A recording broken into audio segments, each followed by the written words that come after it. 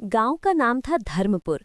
नाम भले ही धर्म से जुड़ा था, पर इंसानों के कर्म हर रंग के थे, अच्छे भी बुरे भी। इसी गांव में रहता था हरिनाथ। हरिनाथ बाहर से इज्जतदार आदमी लगता था, लेकिन अंदर से उसके कर्म काले थे। झूठ, धोखा, रिश्वत, दूसरों की जमीन हड़पना उसके लिए सब सामान्य था। लोग डर के मारे कुछ कहते नहीं थे। उसकी पत्नी सीता सरल और धर्मपरायण थी। उसका एक बेटा था, आरव। भाग 1। बुरे कर्मों का बीज। हरिनाथ अक्सर कहता, दुनिया चालाकों की है, ईमानदारी से कुछ नहीं मिलता। सीता डरते डरते समझाती, पाप का फल जरूर मिलता है, देर से सही। हरिनाथ हंस देता, अगर मिलता है तो अब तक क्यों नहीं मिला।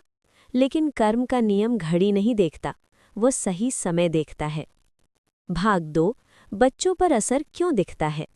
आरव पढ़ाई में होशियार था, लेकिन अजीब बात थी, जहां भी वो आगे बढ़ता वहां कुछ न कुछ टूट जाता। स्कूल में झूठा आरोप, दोस्त धोखा दे जाते, मेहनत के बावजूद सफलता हाथ से फिसल जाती। लोग कहने लगे, इसके पिता जैसे कर्म हैं वैसी ही किस्मत बेटे की होगी।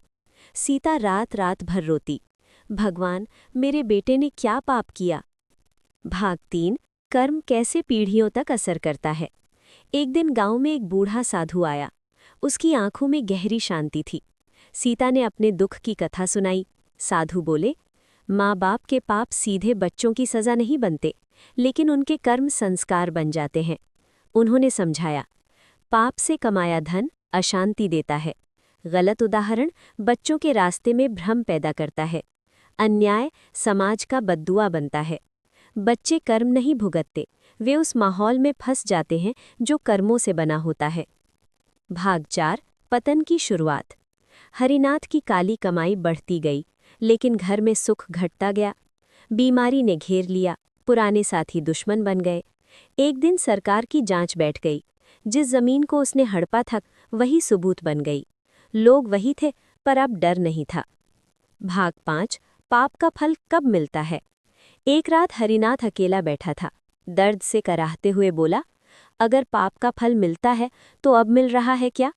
तभी उसे एहसास हुआ, फल उसी दिन मिलना शुरू हो गया था जिस दिन उसकी आत्मा बेचैन हुई थी। साधु के शब्द याद आए, कर्म का फल 3 रूप में मिलता है। मन की अशांति, रिश्तों का टूटना, समय पर सब कुछ छिन जाना। भाग 6। बेटे का संघर्ष। आरव ने ठान लिया, मैं अपने पिता की गलती नहीं दोहराऊंगा। वो कठिन रास्ता चुनता है, मेहनत, सच्चाई, संयम। शुरुआत में उसे ज्यादा कष्ट हुआ, क्योंकि गलत रास्ता आसान होता है, लेकिन पहली बार उसे आत्मसंतोष मिला। भाग 7। कर्म बदले तो भाग्य भी बदला। हरिनाथ जेल गया। सीता ने आरव के साथ मंदिर में सेवा शुरू की। आरव ने पढ़ाई पूरी की और ईमानदारी से नौकरी पाई। धीरे धीरे वही लोग जो ताने मारते थे सम्मान देने लगे। एक दिन आरव बोला, पापा के कर्मों ने मेरी राह कठिन बनाई, लेकिन मेरी राह तय नहीं की।